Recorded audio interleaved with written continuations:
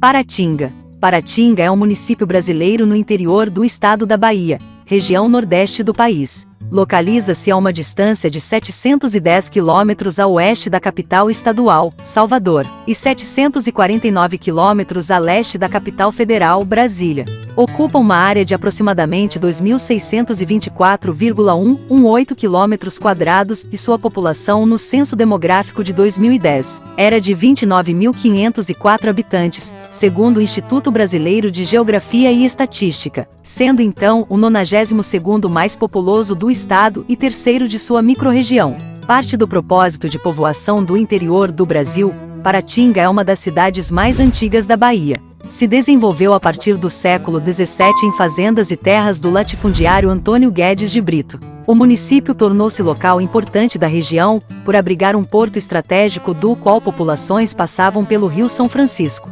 Foi o centro do poder econômico e político dos Guedes de Brito e, no século XVIII, seu território era o maior do estado e abrangia até a divisa com o estado de Minas Gerais. Com o passar dos anos, o território foi reduzido com a emancipação de vários municípios, como Bom Jesus da Lapa, Ibotirama e Macaúbas. Atualmente, Paratinga é berço de um considerável patrimônio histórico.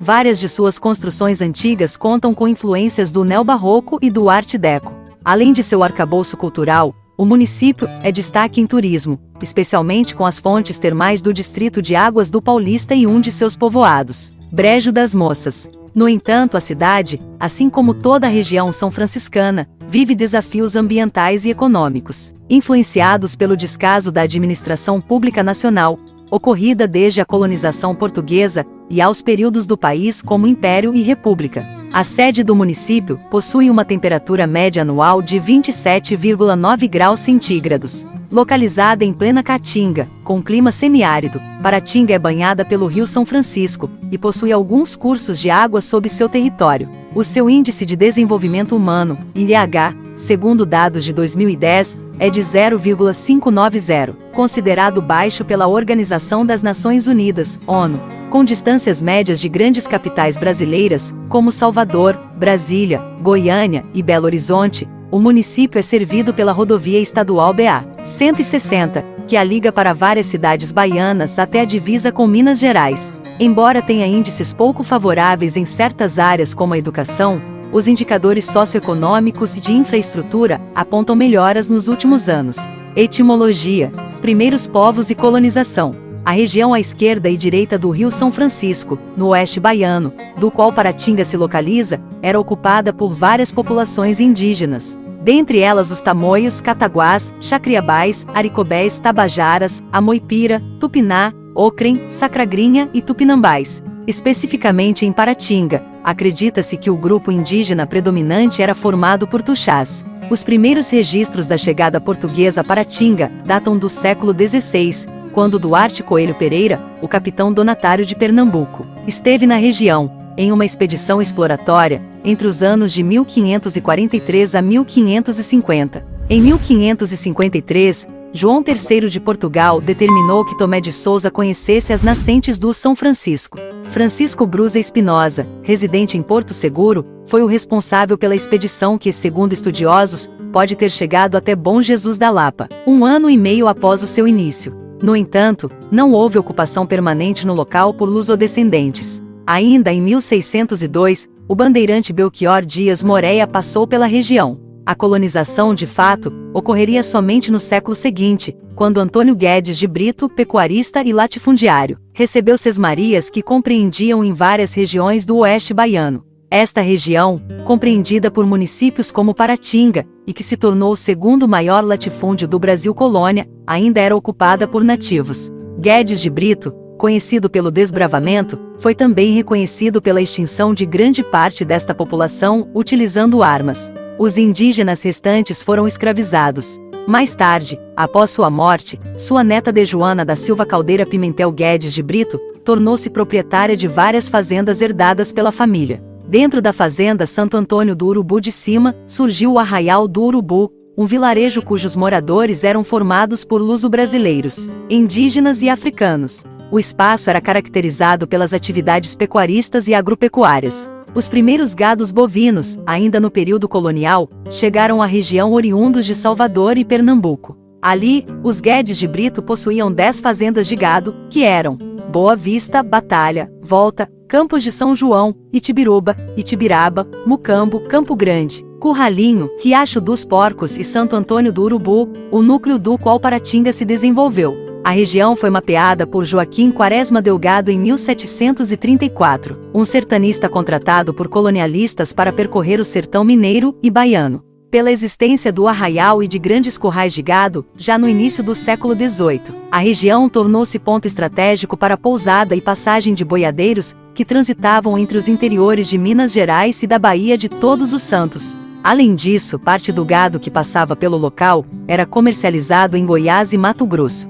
Santo Antônio do Urubu de Cima recebeu este nome por conta de que, na capela que existia na localidade construída em 1680, existira a imagem de Santo Antônio. Era a capela mais antiga do Médio Sertão São Franciscano. Existiu também uma lenda de que o nome veio por conta da descoberta de uma imagem de Santo Antônio debaixo de uma árvore, enquanto um urubu estava por cima, protegendo-a do sol. Naquela época, a grande maioria dos proprietários das fazendas da região eram ausentes de suas posses e, com isso, escravos e outros moradores possuíam certa independência. Na ausência dos senhores, pessoas específicas entre livres, escravos e forros, de origem indígena e afro-brasileira, desempenhavam atividades administrativas e, com isso, gozavam de certo poder hierárquico entre os demais. O arrendamento era um importante sistema utilizado da época, e envolvia pessoas de várias regiões e poder econômico, incluindo romeiros que passavam por Bom Jesus da Lapa. Com esta atividade, muitos portugueses e paulistas se estabeleceram com famílias em Santo Antônio do Urubu de Cima ao comprar e arrendar terras dos Guedes de Brito. A comunicação e interação entre parte da população de viajantes de Santo Antônio do Urubu de Cima, Bom Jardim e Santuário do Bom Jesus da Lapa era fundamental no desenvolvimento e povoamento da região, através de rotas terrestres. Período colonial e pré-imperial. Na década de 1710, o arcebispo da Bahia em atividade, D. Sebastião Monteiro Davide, solicitou ao rei de Portugal a criação de novas freguesias, delimitadas em um quadro no ano de 1712. É neste contexto que mais de 20 arraiais, inclusive Urubu, que se localizava no interior da fazenda Santo Antônio do Urubu de Cima, recebem maior destaque. Com o seu crescimento e por conta da igreja matriz de Santo Antônio, Sebastião determinou em 11 de abril de 1718 que a região tornasse uma freguesia. Em 1714, contava com 362 fogos e 3.425 habitantes. Em 23 de março de 1746, o rei João V de Portugal ordenou que André de Melo e Castro, o conde das Galveias, criasse a vila de Santo Antônio do Urubu. A determinação ocorreu após uma consulta ao Conselho Ultramarino da Corte Lusitana. No entanto, a instalação da vila se deu, de fato, somente em 27 de setembro de 1749, por meio do ouvidor Francisco Marcolino de Souza. A partir deste momento Urubu, o nome adotado pela vila, foi emancipado de Jacobina e tomou maior independência administrativa. Após a morte de Joana, sua herança e sobrenome passou para o marido através do Morgado Guedes de Brito. O último dono das fortunas da família foi João de Saldanha da Gama Melo Torres Guedes Brito, governador da capitania da Bahia entre 1805 e 1809, e responsável pela recepção da família real portuguesa no Brasil em 1808. Morreu durante o exercício do cargo, e em 1819, os territórios da Sesmaria foram tombados e divididos em 6 distritos administrativos, que receberam o nome dos municípios que os gerenciavam. A ação foi tomada por Pedro Francisco de Castro, procurador e administrador-geral da Casa da Ponte. Além de Urubu, Rio de Contas, Rio Pardo, Caetité, Xique-Xique e Jacobina foram contemplados. Segundo o periódico literário O Patriota, em 1813, Urubu correspondia a 18 léguas. Na época que prenunciava a independência do Brasil, a província da Bahia vivia um processo de agitação política. Rio de Contas, como uma das principais vilas da região, buscava o apoio de Caetité e Urubu para constituir uma nova província, com territórios baianos e mineiros, da qual Rio de Contas se tornaria capital. A proposta de autonomia, feita em diferentes anos, causou certo mal-estar na relação entre Rio de Contas e Caetité, e mesmo tendo certo impacto na região, não chegou a ser aprovada pela coroa. No mesmo período, em meados de 1822 e 1823. Os moradores de Urubu produziram um ofício solicitando um novo ouvidor para a vila, por não confiarem em quem estava exercendo a função. 28. Francisco Pires de Almeida Freitas era o responsável pelo cargo, àquela altura, e a desconfiança da população se dava pelo fato de Freitas ter solicitado ao ministro do Império a mudança da Justiça e Cartório de Urubu para o Arraial de Macaúbas, tendo como justificativa uma epidemia supostamente ocorrida na vila. Outra versão da história consiste em correspondências direcionadas ao conselho interno que a mudança era necessária pelos ataques de despotismo contra os cidadãos, o aliciamento de cativos feito por portugueses e também contra o processo de independência para garantir a obediência de Urubu, em oposição à tensão criada por Rio de Contas. Em 10 de abril de 1823, a representação dos moradores da vila, por meio de 7 documentos, se posicionou contra a decisão do ouvidor. Não adiantou. A portaria de 17 de dezembro de 1823 determinou a mudança da Justiça e Cartórios para o sítio de Macaúbas. A mudança foi revista apenas em 1834, depois de várias manifestações da população local contra a decisão, e por Macaúbas ter se emancipado em 1832 de Urubu, tornando-se vila independente. Período imperial. Naquele período, Urubu vivia várias mudanças e gozava de destaque na região são franciscana, principalmente por centralizar parte do poder público local e ser uma referência comercial e cultural. Em termos de extensão territorial, era o maior município do estado da Bahia. No ano de 1827, a vila limitava-se, ao norte, com a vila de Pilão Arcado, ao sul com o estado de Minas Gerais, ao oeste, com Barra do Rio Grande e Campo Largo, a leste com Vila de Santo Antônio da Jacobina, Rio de Contas e a Vila Nova do Príncipe e Santana de Caetité. É neste contexto que, em 1830, Urubu recebe sua primeira escola pública. Em 2 de maio de 1835, foi criada a comarca do Urubu, com o objetivo de levar o poder do governo imperial à região. O Barão de Cotegipe, em 1850, propunha a criação do Estado do São Francisco, cuja Urubu seria a capital. A comarca do Urubu compreendia os termos de Urubu, Brejinhos e Macaúbas, e teve que lidar com problemas crescentes que abrangiam a região. A partir da década seguinte, casos de banditismo, como o cangaço, foram desafios para a comarca, bem como para unidades próximas, como a de Carinhanha e cidades mineiras como Januária. Os sujeitos responsáveis pelas ações eram variados, envolviam homens ricos e pobres, escravos, padres e até juízes. Eram motivados pelo desejo de subversão da ordem que, por consequência, geravam disputas por poder político. As vítimas normalmente eram livres pobres, comerciantes e autoridades públicas. No Arraial do Bom Jesus, parte do território, ocorria disputas pelo controle da Irmandade de Bom Jesus da Lapa. O clima de tensão política em Urubu e em toda a região oeste da Bahia gerou conflitos. Um dos casos mais notáveis ocorreu no dia 24 de janeiro de 1849.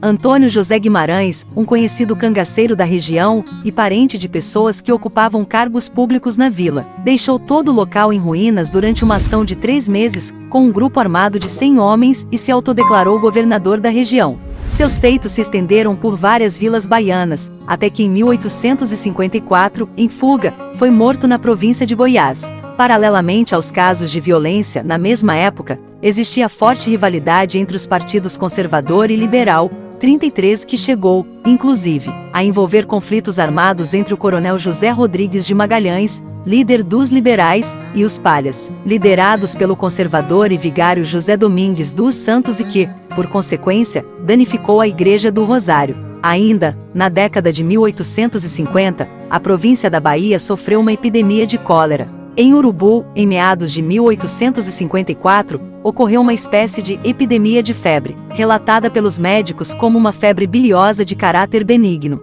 Entre 1857 e 1861, a região, assim como toda a província, sofreu um período grave e preocupante de estiagem, o qual enfraqueceu mais ainda o tráfico de escravos e fortunas de grandes proprietários. A escravidão continuou até a Lei Áurea ser sancionada, e antes disso, muitas pessoas foram libertas do regime, enquanto outras foram vendidas para senhores de outros locais, como Minas Gerais. Nas últimas décadas do século, Urubu ainda se destacava pelo comércio de gado e transportes fluviais. Em 19 de julho de 1850, o barão de Cotegipe, João Maurício Vanderlei, foi o primeiro indivíduo a propor a divisão da província da Bahia, da qual surgiria o estado de São Francisco. Caso a criação fosse efetivada, Urubu seria a capital com o nome de União. A proposta não foi aceita, mas o projeto foi revisitado por séculos e ainda, nos dias de hoje, é discutido no Brasil. Período republicano aos dias atuais. O estabelecimento da República no Brasil confluiu para a elevação de Urubu à categoria de município. A cidade foi oficialmente promovida em 25 de junho de 1897. Outras regiões, outrora parte do município, foram emancipadas. A primeira delas foi Bom Jesus da Lapa, em 1890.